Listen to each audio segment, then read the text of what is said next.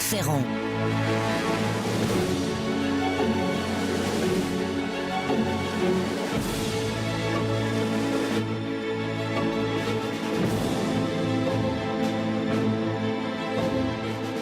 J'avais envie de commencer par une phrase à la Francis Blanche en vous disant que c'est sans aucun doute le plus glorieux mardi matin de l'histoire de France, ce jour-là. Le 19 mai 1643, une armée française hâtivement rassemblée sous les ordres d'un tout jeune prince de 22 ans, Louis de Bourbon, s'apprête à affronter les Espagnols de Don Francisco Melo de Bragance, gouverneur des Pays-Bas, qui vient de mettre le siège devant la petite place de Rocroi. Rocroi, c'est l'ultime verrou sur la route qui, suivant la vallée de l'Oise, devrait conduire dangereusement les Espagnols aux portes de Paris. Donc, en ce mardi matin, la France est en deuil. Le pauvre roi Louis XIII a finalement rendu l'âme, 4 jours plus tôt, au terme d'une bien pénible agonie. Le roi lui-même, du reste, n'a fait que suivre dans la tombe son providentiel ministre, le cardinal de Richelieu, qui est mort quelque temps avant lui, le 4 décembre de l'année précédente. 2 grands décès qui, à la tête du royaume de France, créent un bien grand vide, créent comme un appel d'air. Pendant ces derniers temps, pendant ces derniers jours, Louis XIII, souffrant, n'a cessé d'attendre comme une dernière lumière en ce monde la nouvelle d'une victoire des Français sur les Espagnols, nouvelle qui lui aurait permis de s'en aller en paix. Cette nouvelle n'est pas venue, ou plutôt, elle vient mais trop tard. Elle vient 4-5 jours après l'heure. Mardi 19 mai 1643, ainsi donc, 5 mois après la mort du cardinal et seulement 5 jours après celle du roi, le bouillant Louis de Bourbon, duc d'Enghien, il ne deviendra prince de Condé qu'à la mort de son père, 3 ans plus tard, le duc d'Enghien, donc, du haut de ses 22 ans, contemple l'amalgame, disons assez hirsute, des spadassins et des mercenaires assez mal assortis qui lui servent d'armée. Il sait qu'il n'a aucun droit à l'erreur, ce Louis de Bourbon. Les Espagnols ont manqué 2 fois leur chance. En 1553, ils étaient victorieux à Saint-Quentin, mais ils ont renoncé à marcher sur Paris. Et puis en 1636, ils se sont avancés cette fois jusqu'à Pontoise, sans pousser vers la capitale. Eh bien, cette fois, ils pensent que ce sera la bonne. Il n'y aura pas de 3e hésitation. Cette fois, leur but affiché, c'est Paris. Un Paris sans roi, sans grand ministre. Enfin, quand je dis sans roi, il y a un petit roi, mais il a 5 ans, Louis XIV. Sans grand ministre, du moins c'est ce que pensent les Espagnols, ni la régente Anne d'Autriche, ni le cardinal Mazarin n'ont encore eu l'occasion de montrer leur force. Alors, précisons-le d'entrée de jeu, le tout jeune général, bien conseillé par un homme de guerre de premier ordre, Jean de Gassion, qui lui-même n'a que 34 ans, le duc d'Enghien a choisi de s'inspirer de la tactique militaire mise au point depuis peu par Gustave Adolphe de Suède. Il va privilégier les éléments légers, les éléments très mobiles de son armée, capable de harceler l'ennemi par petits raids, à la manière des guêpes, vous voyez, des unités capables de se replier aussitôt, puis de repartir à l'attaque sur un autre front et de manière ultra ciblée. Disons-le, ça c'est tout l'inverse des méthodes espagnoles des tercios. Ce qu'on appelle les tercios, ce sont ces espèces de gros bataillons d'infanterie, souvenir des légions romaines, des armées qui se forment en carré épais et qui marchent droit sur l'ennemi pour l'écraser comme un rouleau compresseur. Si je puis dire, grâce à cette tactique légère, assez peu orthodoxe, Condé va avoir dans cette bataille, qu'on va appeler la bataille de Rocroi, puisqu'elle se livre sous les murs même de la petite place de Rocroi assiégée, il va avoir dans cette bataille de Rocroi une guerre d'avance sur Melo. Regardez-le 5 minutes, ce jeune général qui caracole en tête de sa drôle d'armée de Picardie. Cette armée dont Louis XIII, c'est une de ses dernières décisions en tant que roi, l'a fait chef. Et cela au tout début de l'année. Regardez-le, admirez ce profil d'oiseau de proie qui, en dépit de sa jeunesse, fascine tous ceux qui l'approchent. Assurément, il n'a pas une beauté classique, le duc d'Enghien, avec son nez en bec d'aigle et son menton fuyant. Mais il a la beauté de l'extrême noblesse et de l'énergie qui brûle dans un regard de feu, le regard le plus magnétique peut-être de tout le XVIIe siècle.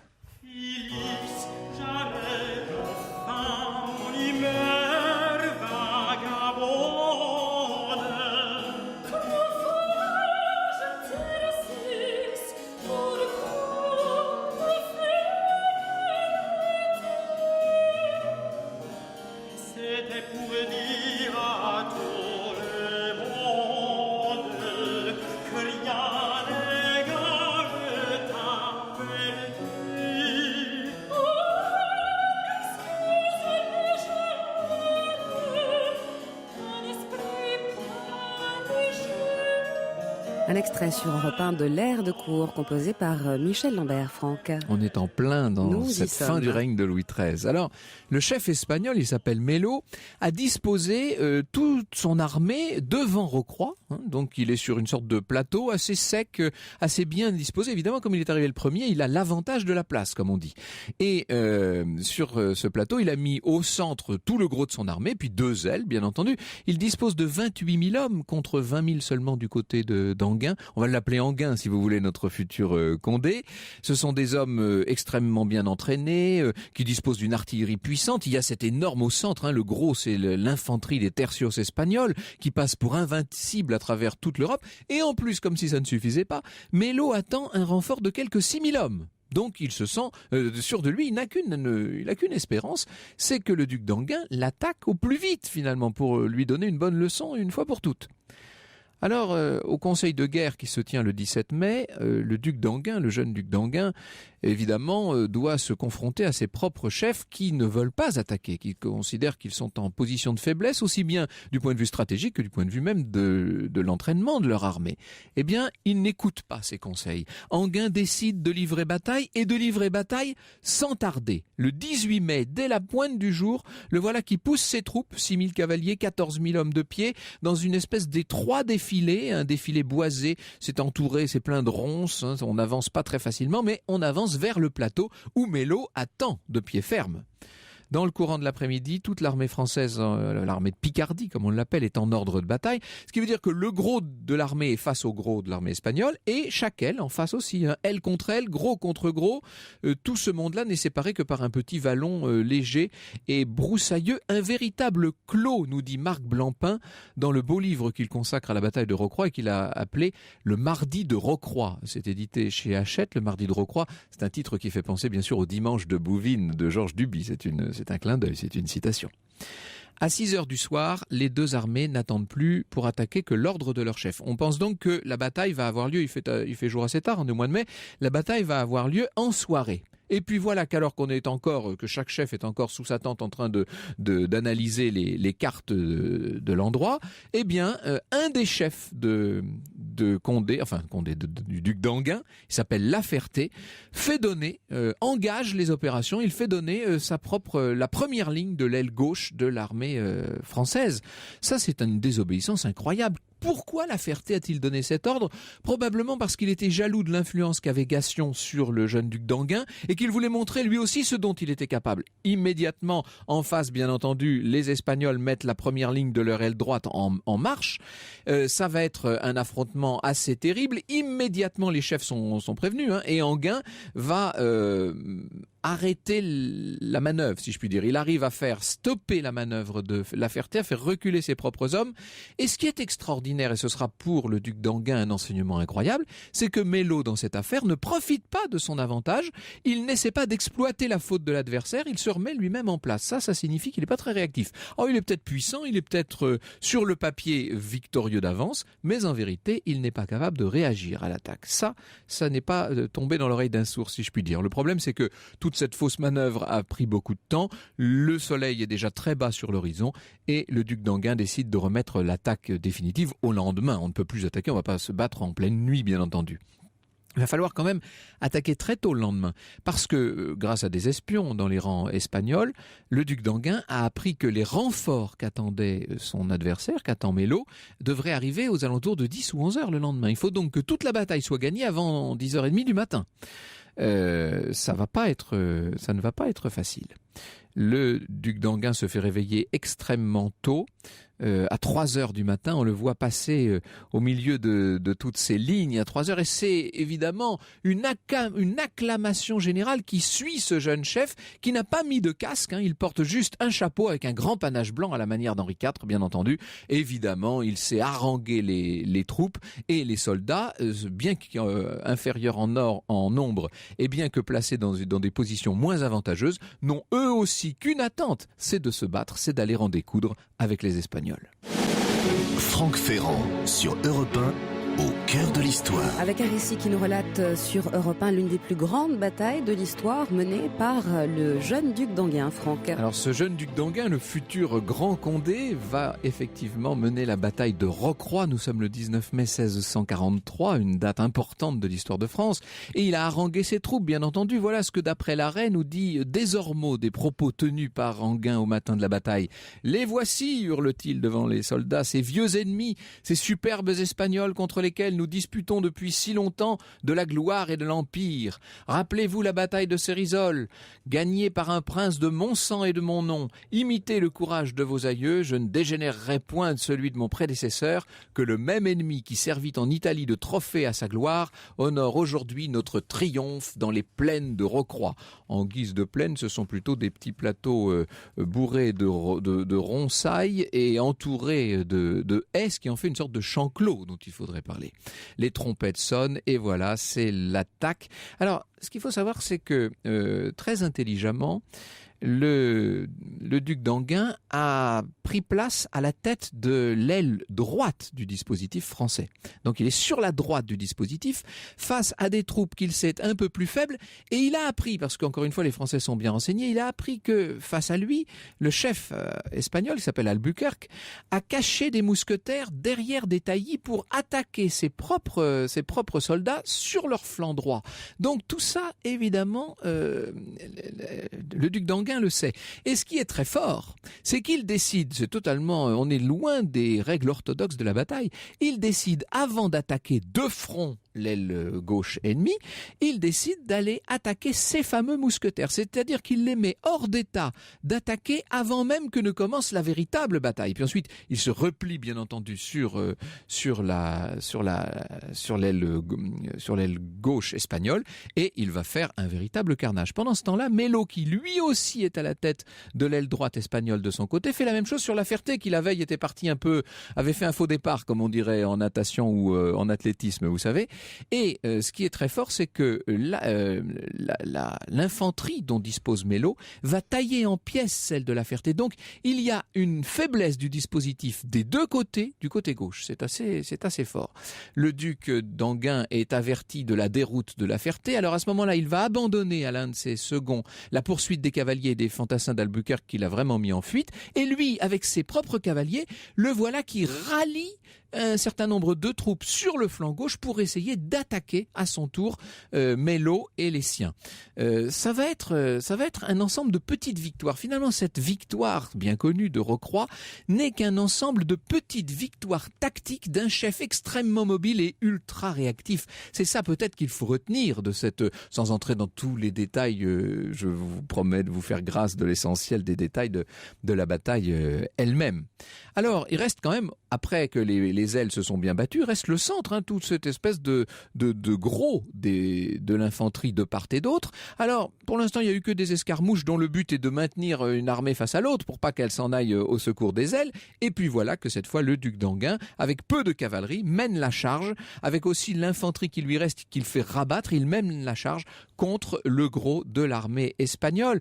Ce gros est tenu par Fontaine, qui attendait cette charge et qui attend pour tirer que les Français soient extrêmement prêts.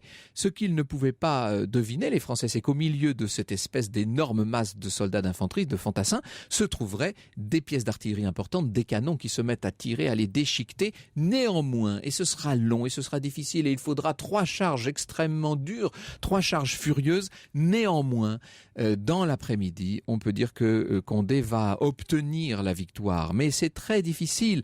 Le duc, nous racontera plus tard Bossuet, certain de la victoire la plus entière, tombe à genoux avec toute son armée sur le champ de bataille pour en rendre hommage à l'arbitre souverain des empires. On reconnaît bien là la prose et les saillies enlevées du grand rhéteur.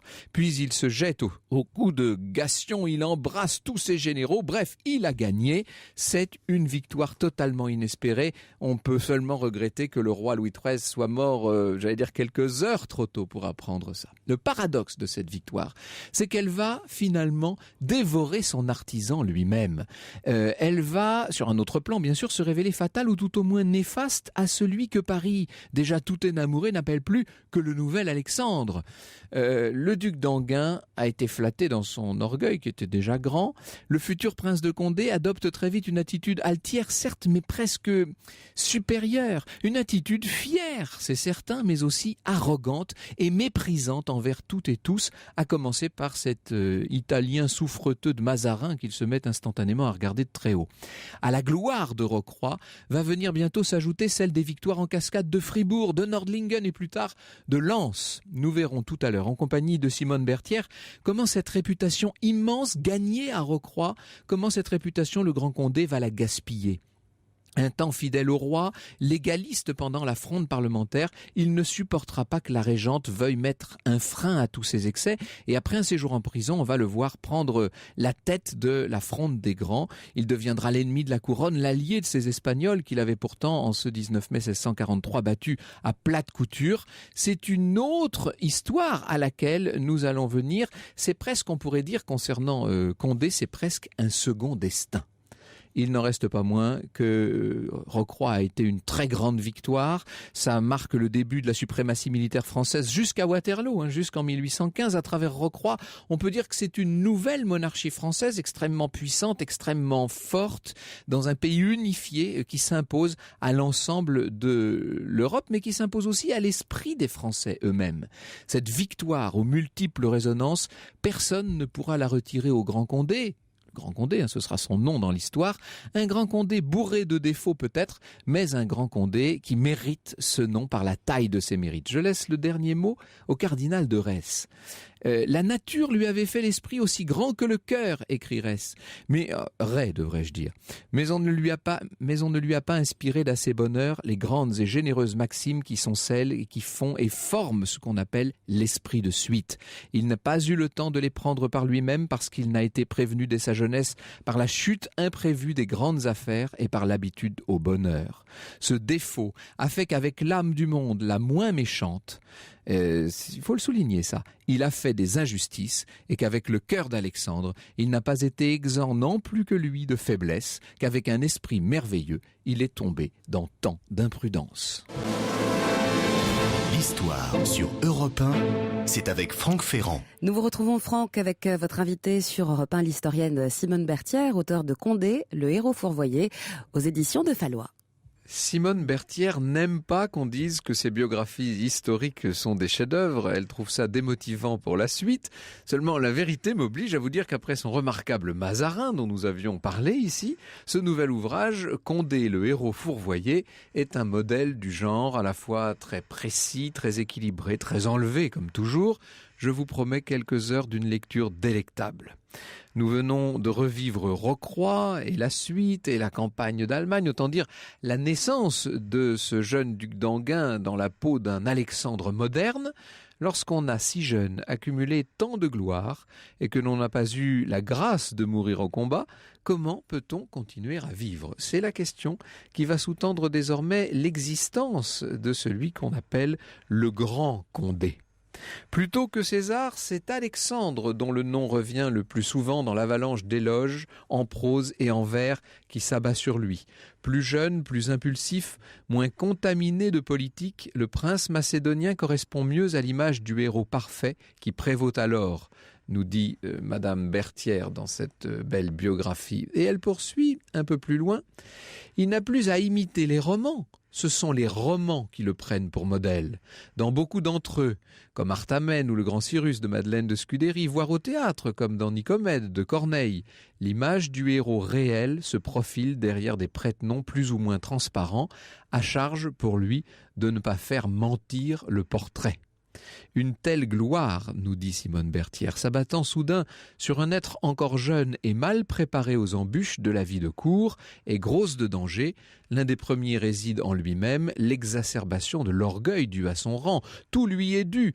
La conjonction de la naissance et du mérite justifie tous les privilèges et autorise toutes les ambitions.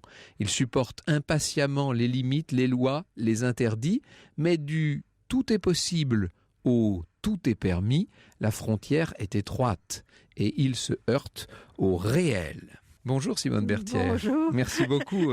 Je vous en prie, je vous remercie de ces compliments, mais qui me font rougir. Mais non, mais ils sont vraiment très mérités. Vous savez, cette biographie est un essai sur la gloire, au sens où on l'entendait au XVIIe siècle, ou tout simplement, nous dirions-nous, sur la façon de gérer le succès, surtout lorsqu'on est très jeune. Il va mettre un certain temps, notre duc d'Enghien, il va mettre un certain temps, ce grand Condé, à réaliser ce qui lui arrive et à comprendre son changement de statut. Écoutez, ça vient assez vite, c'est au moment de Rocroi. Il a eu une éducation extrêmement sévère entre les mains d'un père qui voulait le protéger de toutes les embûches, d'une part, et d'autre part le préparer à régner éventuellement pour le cas où la dynastie de Bourbon ferait faux bond en cours de route. Bon, le rêve du trône, évidemment, s'effondre. Rocroi et la campagne qui suit, Oui. c'est juste au moment où Richelieu vient de mourir et où Louis XIII lui-même vient à mourir. Ah oui. Donc on est dans une période, pas de vacances du pouvoir, il y a un nouveau roi, mais il a 5 ans, le petit roi Louis XIV. Donc c'est une régence, et c'est vrai que c'est une période fragile pour le régime et qui permet toutes les espérances. Mais bien sûr, après le tour de vis donné à la noblesse turbulente par Henri IV d'abord et surtout par Louis XIII et Richelieu. Richelieu eh bien, a été... Louis XIII et Richelieu sont morts tous les deux. Eh bien, on va pouvoir revenir au bon vieux temps où on faisait tout ce qu'on voulait. Et évidemment, il y a une régente, il y a un petit roi de 4 ans Donc et la régente, 8 mois. c'est la mère de Louis XIV, Anne d'Autriche. En même temps, apparaissent ensemble sur la scène, d'une part, le Grand Condé, avec la victoire de Rocroi qui suit de quelques jours la mort de Louis XIII, et d'autre part, la nomination de Mazarin comme Premier ministre, qui surprend tout le monde. On se dit, ma foi, il tiendra pas 6 mois. Et donc, évidemment, pour le héros du jour, qui en plus est très jeune, qui a tout pour lui... Il a 22 ans. C'est ça. Et il a la naissance, ne l'oublions pas. Oui, et la fortune. Il va bientôt être le premier prince du sang, qui en plus a fait au combat la preuve de son incroyable valeur. Il va bientôt pouvoir se montrer très exigeant, finalement. Oui. Et c'est ça que lui reprochera vite la régence. Oui, la régente, pardon. La régente, bien sûr.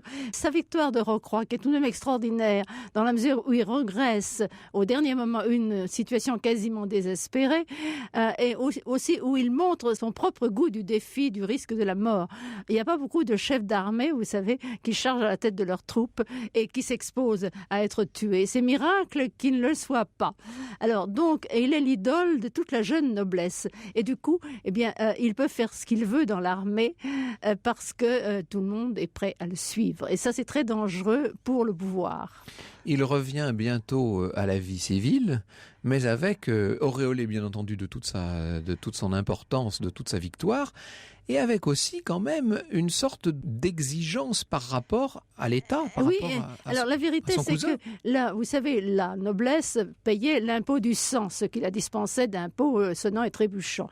Alors elle se faisait tuer volontiers sur les champs de bataille, mais quand elle en revenait, eh bien elle réclamait récompense, et le roi devait payer ses services à leur mesure. Alors Condé, pendant 6 ans, de 1643 à 1648, remporte chaque année des victoires éclatantes. Alors, ce qu'il demande, ce sont des ressources pour mener ses campagnes, mais aussi un certain nombre de gratifications pour tous ses amis, bien entendu. Il demande, bien entendu, des gratifications pour tous ses amis, et vous savez que dans tous les régimes, le pouvoir d'un homme se mesure aux faveurs qu'il est capable de faire obtenir à ses amis. Bien sûr. Bon, donc, comme il remporte toutes les victoires, eh bien, il réclame tout. Il demande quasiment toute la France. Et il est évident qu'aucun pouvoir au monde ne peut tolérer qu'un chef d'armée détienne tous les leviers de pouvoir, toutes les nominations dans l'armée et même dans le civil. Et peut-être d'autant moins que le pouvoir en question est lui-même un peu fragile ou peut venir à douter de lui-même. Bien entendu. C'est Corneille qui disait « Qui donne sans façon, qui n'oblige personne, la façon de donner vaut mieux que ce qu'on donne ». Le problème de Condé, ça n'est pas de mal donner, c'est de mal demander. Il n'y met pas les formes, en quelque sorte. Il exige. Il tape du poing, carrément. Et il menace. Alors il va se lancer quand même assez vite dans la politique. Il est happé par la politique au moment de la révolte des magistrats contre la pression fiscale entraînée par la guerre contre l'Espagne. L'arrestation de Bruxelles, tout ça, là, c'est toute cette fronde parlementaire. Les barricades dans Paris, et il commence par se servir la régente et Mazarin, selon les conseils laissés par son père à son lit de mort. Parfaitement fidèle et légaliste au départ. Tout à fait. Bon. Et c'est lui qui mène le siège de Paris, qui vient à bout de la révolte des magistrats, de la fronde parlementaire. Mais ensuite, alors, il réclame tellement qu'il se rend insupportable, non seulement à la régente d'ailleurs, mais à l'ensemble de la société nobiliaire, parce que lui et sa sœur ont une telle arrogance, ils traitent les gens avec un tel mépris que finalement tout le monde le déteste. Il est odieux. C'est ennuyeux pour une biographe d'avoir un personnage odieux. Bon, mais il se rattrape à l'affaire, assurez-vous. Il se rachète. Il se rachète. Et grandement. Il se rachète. Et alors, en ce printemps 1649, écrivez-vous, Monsieur le Prince est d'une humeur exécrable. C'est le nom qu'il a, c'est le titre qu'il porte à la cour. Il n'a pas lieu d'être fier de lui. Sa gloire n'a rien gagné dans une opération très peu gratifiante qui ne lui a permis aucun exploit. Vous parlez donc de cette remise en coupe réglée. Habitué à l'encens des louanges accompagnant ses victoires, il souffre de cette perte de prestige et il prend très vite la mesure de ce désamour parce qu'il se trouve en porte-à-faux, ne se sentant bien ni à la cour, ni parmi les adversaires du ministre, en l'occurrence de Mazarin. Mais voilà, au sortir de la fronde, eh bien, il est très mal à l'aise et il retourne finalement vers son milieu d'origine, qui est la haute noblesse d'épée. Alors il se montre très arrogant, il s'amuse aussi un peu aux dépens de la reine régente, d'Anne d'Autriche, avec l'affaire Jarzé. Il faut que vous nous racontiez ça en quelques mots. Écoutez, c'est-à-dire que tout le monde soupçonne Anne d'Autriche d'être la maîtresse de Mazarin. Elle est, je pense, amoureuse de lui, si vous voulez, mais en tout bien, tout honneur.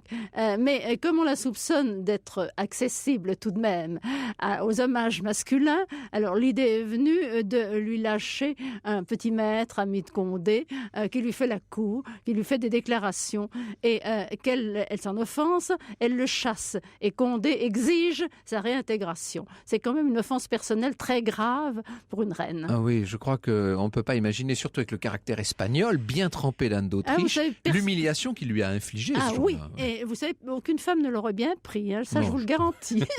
Je vous fais confiance, tout à fait. Et puis il y a l'affaire aussi du mariage du jeune duc de Richelieu, tout jeune duc de Richelieu, avec une Madame de Pons qui, elle, est un peu nettement plus âgée que lui, et pour des raisons, là encore, parce que ça arrange les affaires de la maison de Condé. Bon, c'est-à-dire que le jeune duc en question détient est le gouverneur de la place forte du Havre, qui arrangerait bien le beau-frère de Condé, qui tient déjà la Normandie, voilà. Vous racontez toutes ces anecdotes et vous montrez à quel point il est insupportable, ce Condé. Et il va se retrouver avec son frère en prison, finalement. Oui. Les voilà dans le donjon de Vincennes. Oui, ben, vous savez, la régente n'a pas grand-chose à faire contre lui. Qu'est-ce que vous voulez qu'elle fasse? Il a les armées avec lui, il a une citadelle, une place forte en Berry, à Montrond. Bon, le seul moyen de le mettre un petit peu, de le calmer un peu, c'est tout de même de le mettre à l'ombre pendant quelque temps. La prison est confortable. Hein. Ouais. On s'y fait servir par un traiteur. Bon, mais évidemment, il est enfermé. Il le prend mal. Il le prend mal et sur l'histoire de France, ça aura des conséquences très importantes. Oui. Franck Ferrand sur Europe 1, au cœur de l'histoire. Nous sommes toujours en compagnie de Simone Berthière. Et quelle compagnie, eût dit Bossuet. Condé, le héros fourvoyé, c'est le titre de sa très belle biographie qui sort comme d'habitude aux éditions de Fallois. Je dis comme d'habitude pour ce qui est des ouvrages de Simone Berthière. Pourquoi fourvoyer, Simone Berthière? On l'a laissé en prison, notre jeune Condé. Oui, alors il a délivré grâce à la pression exercée par toute la noblesse et une partie de la bourgeoisie d'ailleurs en sa faveur. Il est libéré au moment même d'ailleurs où Mazarin doit quitter le royaume. Eh bien, c'est-à-dire que le départ de Mazarin est imposé par ceux justement qui viennent de tirer Condé de prison. Alors, il est absolument furieux, mais la régente joue et le divise avec ses alliés. Et finalement, au moment de la majorité de Louis XIV, qui est proclamé le jour de ses 13 ans, il s'aperçoit qu'il ne peut plus rien à la cour et il se réfugie en province, en Aquitaine, parce qu'il tient Bordeaux. Et de Bordeaux, il organise la guerre civile et il veut reprendre le pouvoir à Paris. Et là, il n'est plus question de légalisme du tout. Ah non, il a fait le saut. dans l'illégalité complète, il va affronter les troupes royales. Vous nous parliez au début de l'émission de cette haute aristocratie nostalgique du bon vieux temps d'avant, du temps d'Henri II ou même d'avant encore. Et là, elle est enfin en mesure, avec la fuite de Mazarin, avec les difficultés auxquelles la reine régente est constamment confrontée, elle est en mesure de prendre ce pouvoir qu'elle guignait depuis longtemps. Et malheureusement, si je puis dire, malheureusement pour l'honneur de votre héros, Condé est à sa tête, là, il est dans le mauvais camp. Oui, mais disons qu'elle ne veut pas prendre le pouvoir, elle veut le reprendre. Elle veut le reprendre, c'est le ça. pouvoir dont elle disposait autrefois, au temps de la féodalité, et qui lui permettait évidemment de résister à l'autorité royale. Donc Condé se lance dans la guerre civile, ça ne marche pas. Autour de Bordeaux, il n'est pas suivi par la moyenne noblesse. Comment peut-on expliquer que cet homme qui s'est montré si brillant dans un certain nombre de combats au moment de la fin de la guerre de 30 ans, comment se fait-il qu'il devienne mauvais, si je puis dire, dans la guerre civile ? Écoutez, là, c'est une guerre entre Français. Et il y en a beaucoup quand même, parmi ses adversaires, qui hésitent et qui préfèrent le roi. Ça s'explique parfaitement. Il y a un sentiment monarchique réel qui se maintient, notamment dans ce qu'on appelle la noblesse seconde, c'est-à-dire ceux qui ne sont pas tout à fait en haut de la hiérarchie. Et qui sont plus fidèles au roi. Oui. Lorsque Condé se rend compte qu'il n'aboutit à rien, il va franchir le pas. Et cette fois, il va s'allier carrément avec une puissance étrangère. Voilà, mais il a commencé par perdre la guerre civile. Il est remonté sur Paris au prix d'une équipée absolument extraordinaire, en 8 jours à cheval, de nuit en se cachant. C'est fabuleux, enfin, c'est l'aventure... là, c'est un roman. Tout à fait romanesque. Finalement, rejeté par les Parisiens, il est passé au service de l'Espagne, c'est-à-dire qu'il est allé à Bruxelles, puisque, comme chacun sait, les pays, ce qu'on appelait la Belgique actuelle, sous le nom de Pays-Bas espagnols, était une colonie entre les mains de Madrid. Le voilà donc bientôt au service de l'Espagne, se battant contre la couronne de France. Pour nous, avec notre regard actuel, c'est une trahison étonnante. Mais oui, alors vous tout à l'heure vous m'avez demandé la signification de mon titre. Oui, voilà, le héros fourvoyé. Je n'ai pas répondu. Mais c'est-à-dire que c'est maintenant que je vous réponds. Il y avait deux chemins. Une bonne partie de ses amis ont choisi celui de la soumission. Le roi offrait l'amnistie. Et lui, au contraire, a choisi de continuer. Donc, il se fourvoie, il prend le mauvais chemin, celui qui conduit à Bruxelles. Et est-ce qu'il n'a pas tout simplement commis une erreur ? Est-ce qu'il ne s'est pas trompé d'adversaire ? Il pensait combattre Mazarin et il combattait Louis XIV, en réalité. Écoutez, là, je pense qu'il s'est installé dans un déni de réalité. Ça l'arrangeait de se persuader qu'il combattait simplement Mazarin, un usurpateur étranger qui tenait la reine sous sa coupe. Bon, il se prétendait fidèle au roi. Mais il était évident pour tout le monde, à la date où il passe au service de l'Espagne, que c'était bien le roi qui était parfaitement d'accord avec son parrain. Louis XIV, à 13 ans, en avait vu beaucoup, il était très mûr. Il approuvait totalement la démarche de Mazarin. Si je puis dire, non seulement il a pris le mauvais chemin, mais il a choisi le mauvais cheval. Parce que, évidemment, il ne va pas dans le sens de l'histoire. Eh bien, écoutez, effectivement, il a quand même évité à l'Espagne quelques défaites. Il lui a offert un triomphe momentané qui a repoussé la paix de 2 ans, mais finalement, il n'a pas pu bouleverser l'équilibre des forces qui était naturellement en faveur de la France. Donc, au moment de la défaite, après la défaite des Dunes, qui a été sans appel, l'Espagne a signé la paix des Pyrénées, et Condé, évidemment, a dû s'incliner. Il était vaincu, doublement vaincu dans la guerre civile et dans la guerre étrangère. Et vaincu dans sa fierté absolument très dur. Inflexible. Et il n'avait que 39 ans en 1660. Il va vivre jusqu'en 1686. Encore 26 années à remâcher. Oui, on l'oublie toujours. Non, mais vous avez tout à fait bien fait de revenir là-dessus. C'est une des découvertes que j'ai faites, moi, en lisant cette biographie. C'est toute la deuxième partie de la vie de Condé qu'on oublie généralement. Parce qu'on le voit amené à récipicence, il est obligé de s'incliner. Le roi... Comment définir l'attitude de Louis XIV ? Elle est assez ambivalente. Quand même. Au début, Louis XIV ne l'aime pas. C'est Mazarin qui négocie, qui pense qu'il sera moins dangereux à l'intérieur que si on le laisse hors de France. Donc, on lui rend tous ses biens, dont la propriété de Chantilly à laquelle il tient. On lui rend tous les honneurs dus à son rang, mais on ne lui rend pas l'accès au pouvoir. Il ne participe pas au conseil où se prennent les décisions. Alors, il devient inoffensif avec le temps et puis il se préoccupe de la carrière de son fils. Donc, bon, il a compris, il tire un trait sur toute ambition politique. Nos auditeurs connaissent évidemment le film Vatel, qui a rendu le château de Chantilly et son propriétaire d'alors célèbre. Et ça a été vraiment cette fête de la réception de Louis XIV à Chantilly, avec le suicide qui se termine bien sûr par le suicide de Vatel, et le symbole en quelque sorte des efforts désespérés de ce prince du sang, de ce premier des princes du sang, pour rentrer en grâce. C'est le signe de sa rentrée en grâce, le signe officiel. Mais ça se passe en 1671, c'est-à-dire 11 ans après son retour. Et Louis XIV lui avait fait savoir qu'il l'autorisait à l'inviter chez lui. Enfin, ça finit par arriver. Voilà. Plus d'une décennie après le premier pardon du bout des lèvres. Effectivement, la fête est splendide. Et Louis XIV lui confie ensuite à 2 reprises des armées, au moment du passage du Rhin et au moment de la bataille de Sénèf, où il peut s'illustrer encore. Seulement, il a toujours beaucoup exigé de son corps et il l'a payé par des crises, par des maladies tout au long de sa vie. Il somatisait les contrariétés. Et là, il est vraiment usé, il a la goutte et il ne peut plus monter à cheval, il ne peut plus enfiler des bottes. Alors l'armée, c'est fini. Bon, si on devait le définir comme caractère, c'est un grand nerveux. Oui, c'est un violent. Un violent. Et contre soi-même aussi. Eh bien, justement, alors à la fin de sa vie, il revient quand même sur son passé. Il n'a pas de remords. Il n'est pas coupable. C'est son malheur qui l'a conduit à trahir le roi.